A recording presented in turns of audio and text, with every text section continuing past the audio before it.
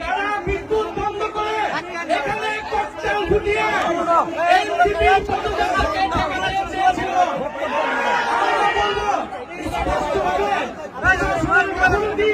প্রশাসনের সহায়তায় আজকের এই পদযাত্রাকে বন্ধ করার জন্য এখানে ককটেল বিস্ফোরণ করা হয়েছে। এই সরকারকে, এই স্বরাষ্ট্রমন্ত্রীকে হুঁশিয়ার বলতে চাই, বলতে চাই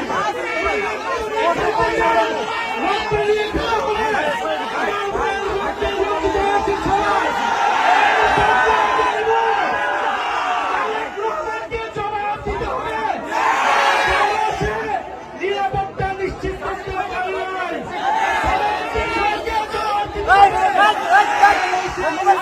নিশ্চিত করতে পারে নাই।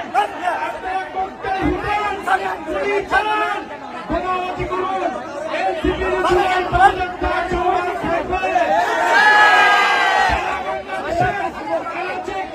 প্রত্যেকটা উপজেলায় আমরা জুলাই পদযাত্রা নিয়ে যাব, জনগণের গণনায় বাস্তবায়ন করব, বিচার নিশ্চিত করব এবং সীমান্তের সুরক্ষা সহ তরুণদের কর্মসংস্থান সকলভাবে আমরা নিশ্চিত করব। আমরা হুঁশিয়ারি দিতে চাই, এই সরকার যারা দায়িত্বরত হয়েছে, পুলিশ প্রশাসন, ডিসি, কেন বিদ্যুৎ অফ হয়ে গেল, কিভাবে ককটেল বিস্ফোরণ হলো, সে কি করে, সে কি নিরাপত্তা নিশ্চিত করেছে এলাকাবাসী,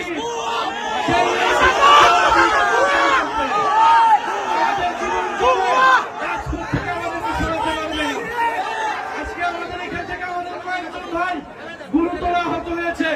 আমরা এর বিচার চাই, যদি দ্রুত সময়ের মধ্যে এই তদন্তের বিচার নিশ্চিত না হয়, তাহলে এখানকার স্থানীয় প্রশাসন এবং এমপি তাকে জবাবদিহিতার আওতায় আমরা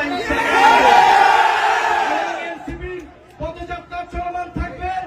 যত ভয়, ভীতি, বোমাবাজি করতে সবকিছুকে উপেক্ষা করে আমাদের পদযাত্রা চলমান থাকবে এবং স্পষ্ট আজকের এই ককটেল বিস্ফোরণ, বোমা বিস্ফোরণ প্রশাসনের সহায়তায় হয়েছে। কেন বিদ্যুৎ বন্ধ করে দেওয়া হয়েছিল, বিদ্যুৎ বন্ধ করে দিয়েছিল, আমাদেরকে খুন করার পরিকল্পনায় এখানে বোমা বিস্ফোরণ করা হয়েছে। বিচার চাই, কোন সন্ত্রাসীর ঠিকানা এই সাভারে হবে না। যারা গণহত্যাকারীদেরকে প্রশ্রয় দিবে, যারা সন্ত্রাস চাঁদাবাজি খুনিদেরকে প্রশ্রয় দিবে, যারা দুর্নীতিবাজকে প্রশ্রয় দিবে, তাদের পরিণতি ফ্যাসিস্ট আওয়ামী লীগের মতো হবে।